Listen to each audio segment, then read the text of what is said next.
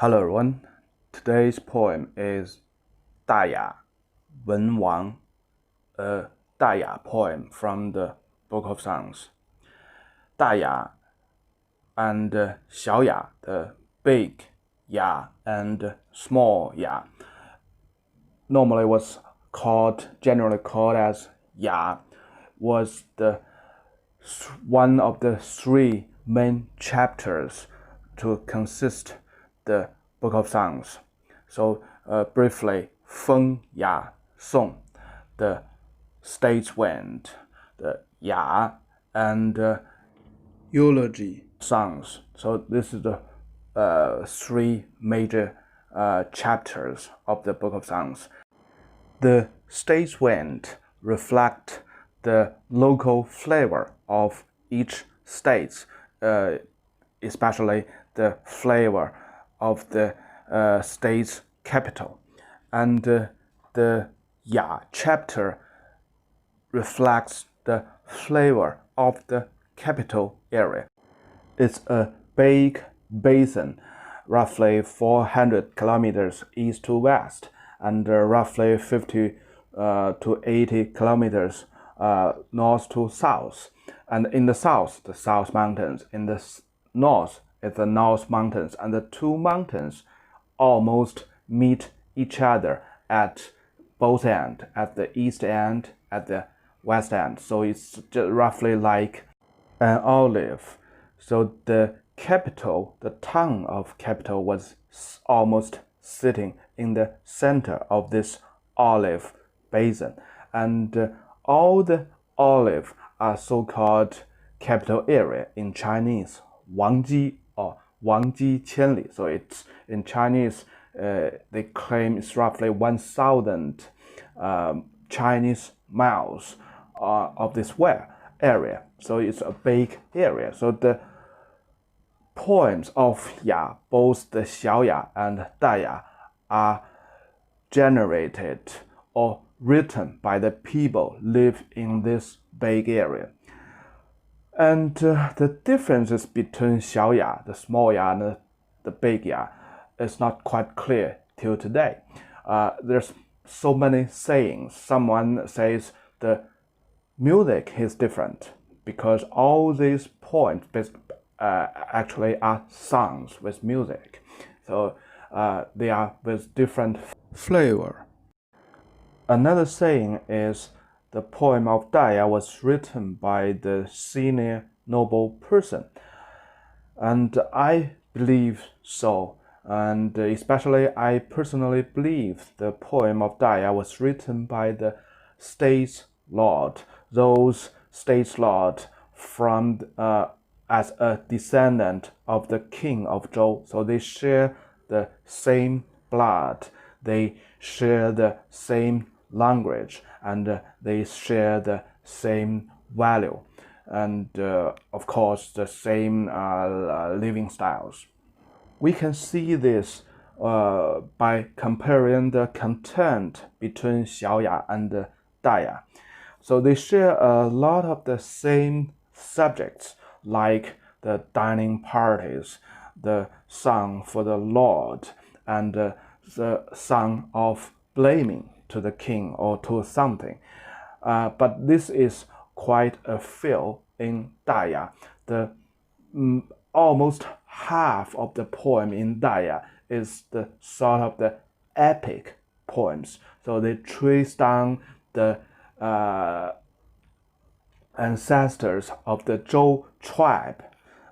They started from a very primitive tribe, and then they established a town somewhere, and then they grow, and finally they defeated the previous king, the Shang dynasty, and then they founded the Zhou dynasty. So there's a lot of peoples, and there are a lot of things, and there are a lot of places, and there's walls, there's some of the construction work, buildings, and there's of course the sacrifice ceremonies.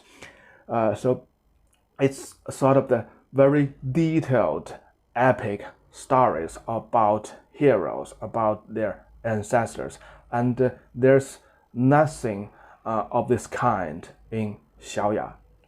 What's more, when we're reading into these poems in Xiaoya and Daya and try to compare the feelings or writings between these two types, there's a very clear, distinctive differences between these two types.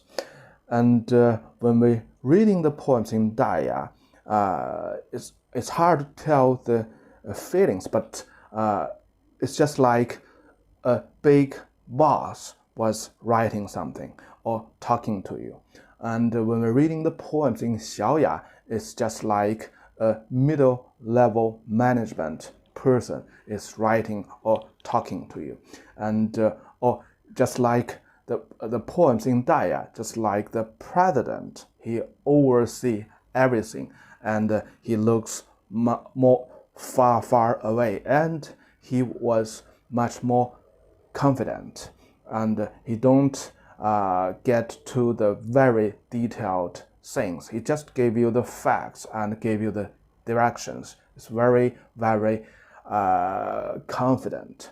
And the poems in Xiaoya, it tells something more detailed, and the feelings is more sensitive. You should read into a bunch of poems in these two sub-chapters and try to pinpoint the differences in these two poems. Just several poems is not enough to make you to clearly identify, to find out the differences of this Daya and Xiaoya. This poem, Wen Wang, is the first poem in the sub-chapter of Daya, so it's of much importance in the Book of Songs, because the first poems in States Wind, Xiaoya, Daya, and Anthem songs are so-called the first four poems, Shijing四始, the first four poems in the four chapters. This poem, Wen Wang, is about the first king of Zhou dynasty. Wang is king of, it's very easy. Wen, today we think is cultural, but in the time of Zhou dynasty, it means the fine pattern of the feather or something, a very elegant, fine pattern. So which finally was used to describe something with pattern, with very fine manipulation, management. So Wen means doing something with a very fine style, with a very fine, elegant way. And the term Wen is the highest term to praise a king. So that's the tradition since the Zhou dynasty, when a king passed away, and his follower should give him a name of honor or shame. So Wen Wang, the term Wen is the name of honor with the highest level. Anyhow, there's some sort of the argument that Wen Wang was the honor name was not given after his death, but since the Spring and Autumn Festival, since the warrior states, it's the Chinese tradition to give a honorable or shame name after the king, the lord, passed away. Of course, this poem is an epic poem, and with a lot of words of praising to the first king. Let's get to this poem. 文王在上，于昭于天。文王 was up above, and he was bright on the heaven. 周虽旧邦，其命维新。the Zhou state is an old state with a long history, but it has its new mandate. It has its new fate. 有州不显，地命不实。The Zhou state is shining bright, and the king ordered the Zhou state timely. So the term 有州 is a sort of the idiom. So normally we call Zhou state with one character. Zhou is quite enough, but it's also a tradition to put the term 有 in front of that. So the Zhou dynasty, you could call it 有州. The Tang dynasty, you can call it 有唐. So if you say 有州, 有唐, it makes you the words very elegant and classic. 皮显, so the character normally is we say 不, but 不 and 皮 is always borrowed with each other. So in this poem, it's 皮 is bright, very big, very much. 皮显 means it's shining so brightly. 地命不实. So here, 地 normally refers to the God in the heaven. So that's the belief of the Zhou dynasty. The God in heaven order and control everything under him, the people, the nature. But sometimes this term could also refer to the king. And in this poem, I think it refers to the king of Zhou at the moment. So the Zhou here, 地命不实 means the king gave his order timely. So this is a very positive writing to praise a very nice, well-ruling king, that he gave his order timely. Okay, the next sentence. 文王至将在地左右. The 文王 calmed down, and he was aside of the king. So here is a little confused, but actually it gave us a very clear indication. It's a big ceremony. And the king of Wenwang, the first king, Wenwang, actually has died because the word 文王至将, the Wenwang was coming down from above to the ground. What does it mean? It means the Wenwang actually has died. So in the ceremony, the Zhou people will let a person to make costume to act as the first king, Wenwang. And so there's a process, a ceremony, and then they back to the heaven, and then that actor who behave as Wenwang, the first king, then show up, and what he say and what he behave was treated as the real first king, Wenwang. And thus that makes sense that that actor of Wenwang was aside of the current king, and which very clearly 在地左右. This king should be the present king. So which king it was, actually, it's hard to know. But most of us believe the poems, a lot of the poems in Daya was written at the very early stage of the Zhou dynasty, and it's much earlier written than the Xiaoya, the poems in Xiaoya. So let's review the first paragraph again, so it's very clear as far as it's concerned. It's a ceremony, it's a big ceremony. At the very beginning, and Wenwang, he was above with the god, and in the ceremony, they made something, and they think the Wen Wang was shining up above, and they do some other ceremony, some process, and let the actor who behave as the Wen Wang to get into the real sense of this big ceremony, and the current king was just a side of the actor. Okay, the second paragraph. The big ceremony was ongoing still. 巍巍文王令闻不已.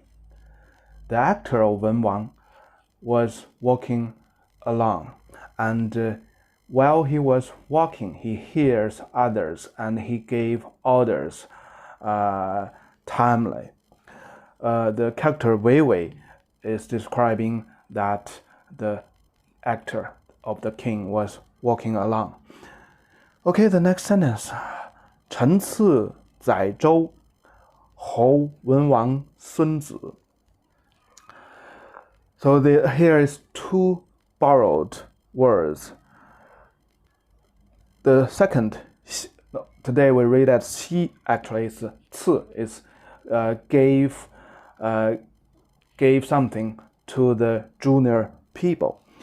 And 载 is at this side, so it's just to make up, to load up. So 臣次载州 means the king of the first Wen Wang, the first king. He gave fortunes, gave orders, and he let the Zhou dynasty build up. 载州, he load up the Zhou dynasty, which means he make up the Zhou dynasty. And 后文王孙子.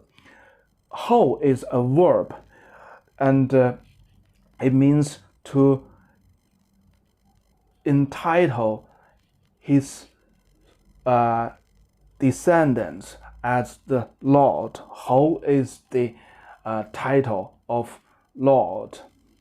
So here tell us the most important policy in the early Zhou dynasty, which is the king of Zhou let his sons and grandsons to send to all around in the country, and as the lord of those states. So with this measure, the vast land of China could be well managed, and this family bloodline. So the king gave his order to all the laws, but the key laws are the laws of his sons or grandsons with the same blood with him. And so with all these efforts, he built the Zhou dynasty. Okay, the next sentence. 文王孙子本之百世. The descendants of the Wen Wang, the first king, 本之, 本 is the family of the king of the king, the family of the king. So he has the first king, second king, third king. So this refers to the base of the Zhou dynasty. Zhi means branch, which means if one of the son was appointed to a state as a lord, so he becomes a branch, and that first lord of that state is the base of that state. So you can see here, but in this poem, the poet was written per the king's perspective.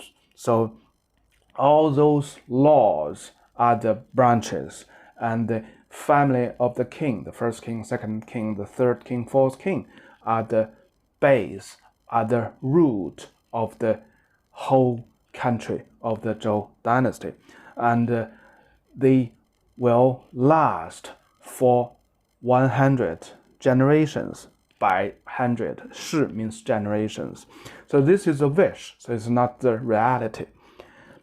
We know from all the other parts, we know this poem was written at the very early stage of the Zhou dynasty. So 本之百世, the king's family and all the state laws, they last for 100 generations. It's just a wish, a blessing. Okay, the next sentence. 凡州之事，不闲已逝。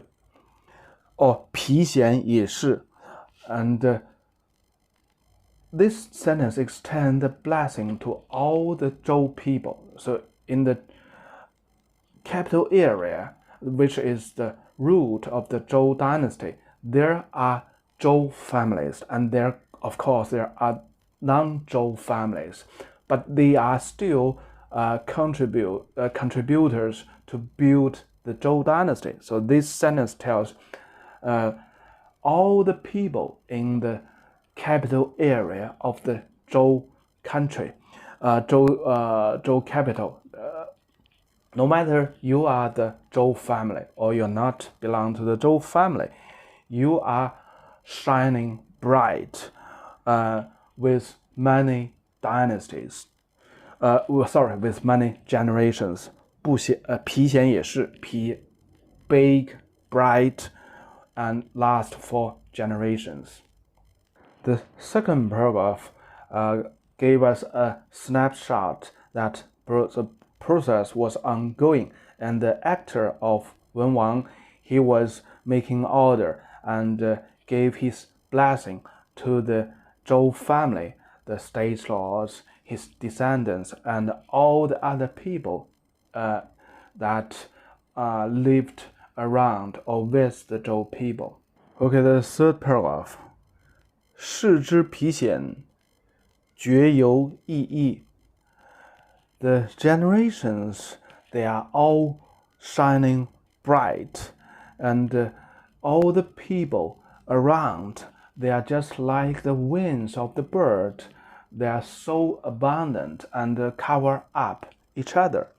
绝 is equivalent to 其, that, which means that. And this sentence is describing the real sense of the ceremony. So the king was surrounded by many people, the state lord, the warriors, the workers, the peasants, all the Zhou people or the non-Zhou people lived in the capital area. Okay, the next sentence. 司皇多士，生子亡国. And all those people, prosperous many people here, they built this kingdom, they built this country.